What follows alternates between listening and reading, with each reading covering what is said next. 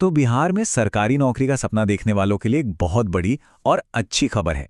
भर्ती के पदों में एक बड़ी बढ़ोतरी हुई है और हम आपको बताने वाले हैं कि इसका मतलब क्या है और आपको आगे क्या करना है। जी हाँ, ये कोई अफवाह नहीं बल्कि एक बिल्कुल ऑफिशियल अनाउंसमेंट है।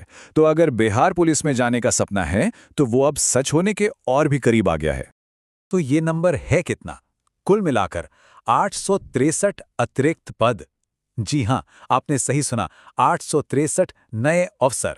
चलिए, अब समझते हैं कि ये पद कहाँ और कैसे बढ़ाए गए हैं। देखिए, इसकी पुष्टि CSBC यानी केंद्रीय चयन परिषद ने की है। 9 फरवरी को एक ऑफिशियल नोटिफिकेशन आया जिसमें साफ साफ कहा गया है कि मद्य निषेध सिपाही और जेल वार्डन के पदों को बढ़ाया गया है। और पता है खास बात क्या है?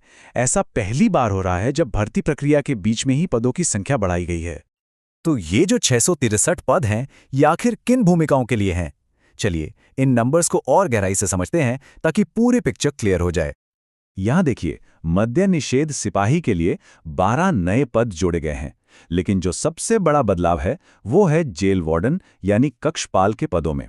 इसमें पूरे 849 पद मौजूदा भर्ती में शामिल किए गए हैं और इन दोनों को मिलाकर ही कुल 883 अतिरिक्त अफसर बन जाते हैं। और हाँ, महिला उम्मीदवारों के लिए बहुत ही शानदार खबर है। मद्य निषेध सिपाही के जो 12 नए पद हैं, उनमें से 3 पद खास तौर पर महिलाओं के लिए आरक्षित हैं। तो ये एक बहुत ही बढ़िया मौका है। ठीक है, पद तो बढ़ गए, ये बात तो साफ है।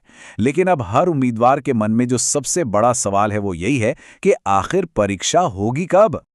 जी हाँ, हर कोई बस इसी एक तारीख का इंतजार कर रहा है। तो चलिए देखते हैं कि परीक्षा की तारीख को लेकर अभी तक क्या जानकारी सामने आई है। तो सबसे पहले ये बात साफ कर दें कि अभी तक कोई ऑफिशियल डेट अनाउंस नहीं हुई है। लेकिन हाँ, जो अंदर की खबरें हैं और जो अंदाज़ा लगाया जा रहा है, उसके हिसाब से परीक्षा जून या जुलाई के महीने में हो सकती है।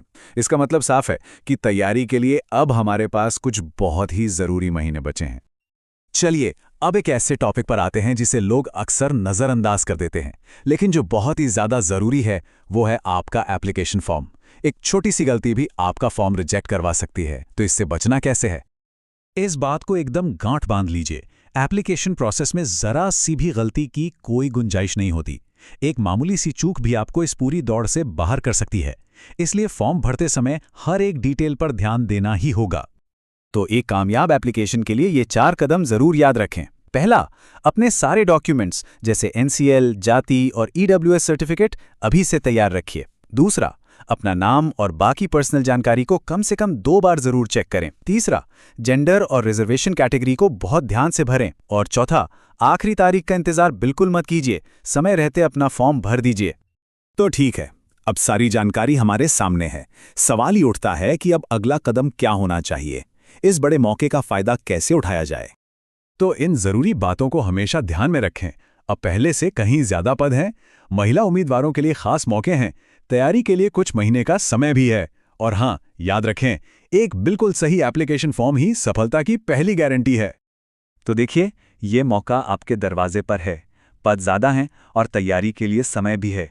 अब सवाल सिर्फ एक है, आपकी रणनीति क्या होगी? क्योंकि आपकी सफलता की कहानी यहीं से शुरू होती है।